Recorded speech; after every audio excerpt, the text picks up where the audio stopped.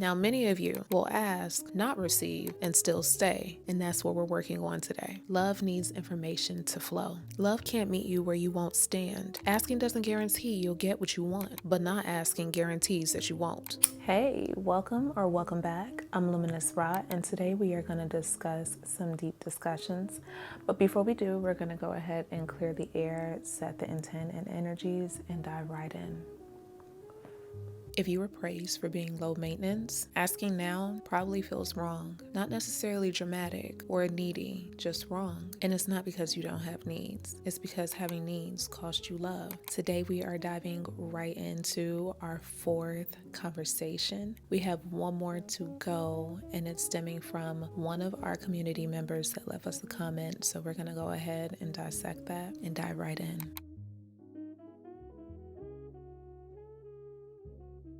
A lot of women learned early that being easy kept the peace. Not asking made you lovable. Handling things alone made you admirable. You were rewarded for disappearing gracefully. You weren't low maintenance. You were highly conditioned. So now when you need help, reassurance, consistency, and affection, your body tightens. Because historically, asking meant rejection, guilt, disappointment, or being labeled too much. Your nervous system didn't forget that. Once upon a time, I wondered why I received low effort men. Why I experienced friends who had men that would do anything for them. They didn't have problems buying them gifts or taking them on trips. But to me, I felt it was okay because I was an independent woman. It was okay because I could handle whatever I needed to handle. And then came the time where I dated someone who told me what they did for their ex. And it made me wonder, why is this person not doing the same thing for me? Are they that type of person, or is there something I'm lacking? I began to internalize what I wasn't receiving. And I would often come to the realization he fell on bad times. This is not a good time for him. And I could see that. But as I progressed, I kept getting people that had fallen on bad times. Now knowing what I know, I realized my mindset was attracting people that weren't in position to give me what I secretly wanted, but I was too scared to ask. My belief system was I could handle it myself, because in the past I dealt with family members who told me no, who told me not to expect much, who programmed me to believe that the bare minimum was enough. Or they were the type of people that threw things in my face and made me not want to ask and made me not want to rely on anyone. So now I was carrying this energetic vibration that was then drawing in the type of men that had fallen on hard times. They were providers. They could provide at one point,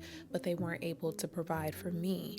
I also realized dating someone who wasn't prepared to date and giving excuses for them or bypassing boundaries that I didn't even know I needed and giving them a chance also gave them a chance to leave me in a position where I would either be empty or feel robbed. Instead of being jealous of others, instead of comparing myself to someone else's ex, I realized the problem was not them and it wasn't their ex. There was no reason for me to be jealous. I knew innately there was something amiss within myself. My belief system somehow, some way was drawing in people that weren't available for what I wanted and what I needed. The obstacle was never them to begin with. It was me. The moment someone told me that they weren't prepared, whether it was willing or it's just circumstantial, to give me what I needed and what they also confirmed I deserved, it was time for me to walk away. Instead of being in this bubble of a fairy tale love and loving someone even when they have nothing. Because I found that it wasn't just about what they had or what they shared. It was more so about what they lacked and how they treated me in that energetic field. And once I realized I didn't prefer that energy, I didn't prefer someone being upset for reasons I couldn't fix and I couldn't change, I started to strengthen what I accepted, and I stopped giving people chances to play in my face. 4 reflection questions. When did I learn that needing something made me inconvenient? Who benefited when I didn't ask? What did I receive praise for that actually cost me?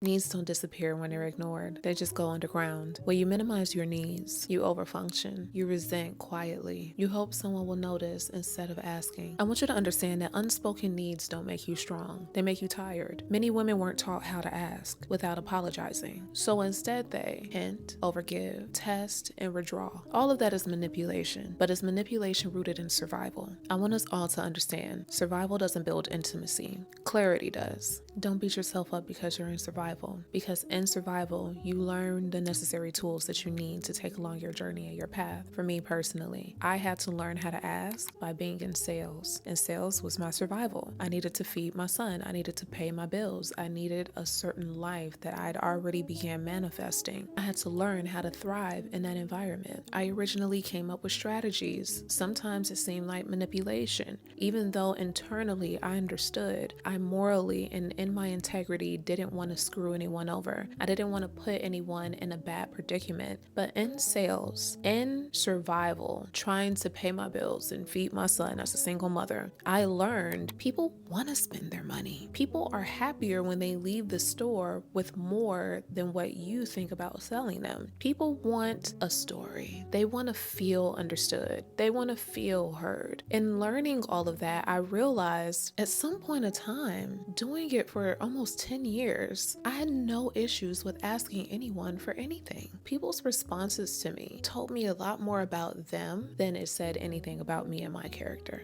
I realized that people saying no was their right. They didn't have to say yes to me, and I didn't have to sit there and try to pull teeth or force them to give me what I wanted. I could move to the next person very quickly. Reflecting on that, I realized a lot of us get frustrated because we plant our roots in a space with an individual that's not willing to give us what we need. They're not willing to give us the bare minimum to keep us or even add momentum to our vibration so that we can be the bright person that they met in the first place.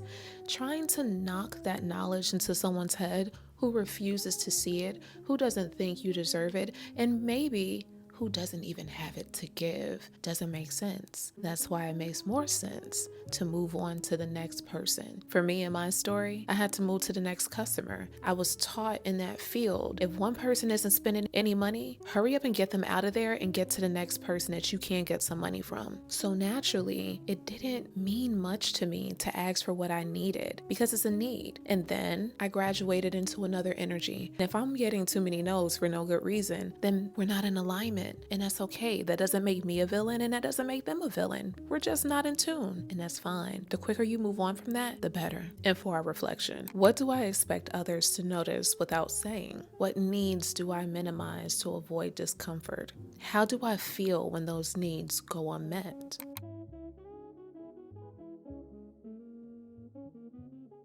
Here's a reframe. Asking is not burdening someone. Asking is giving them a choice. A healthy partner doesn't feel trapped by clarity. They feel trusted. People who see your need as a burden were benefiting from your silence. Now slow down. Don't get frustrated. Don't get angry. That's not something to get upset about. That should be giving you some clarity. Masculine energy doesn't respond to self-erasure, overhelping, or self-sacrifice. It responds to clear request, emotional truth, and grounded confidence. Asking doesn't make you small. It tells the truth about where you are. And if you would like me to go into a deeper discussion on this topic and tell you exactly how to ask, definitely let me know down in the comments. Don't be afraid to be a part of the conversation. I understand some of you are apprehensive about asking because you don't want to appear or show up in the energy of women that use men. Even though, in a way, men do like you to use them. They do like to be of service and show up for you and be useful. But I know that you don't want to be an energy vampire, and that's fine. Just know, when you're in the energy of minimizing yourself and showing up in a way where a man can tower over you and feel as though he has dominance over you, that's what puts you in an energy where you're in that sugar baby, sugar daddy energy that a lot of us don't like. It's when you show up in that quiet confidence that deems the respect needed for a man to understand, okay, she's not the type that I pay and get the endeavors that I want. She's the type that I respect. Dress code goes along with this as well. There is an energy signature that partners well with how you show up and how you dress. And for our reflection questions, who taught me that asking was unsafe? What do I fear will happen if I'm direct? Do I trust myself to handle the answer, even if it's no?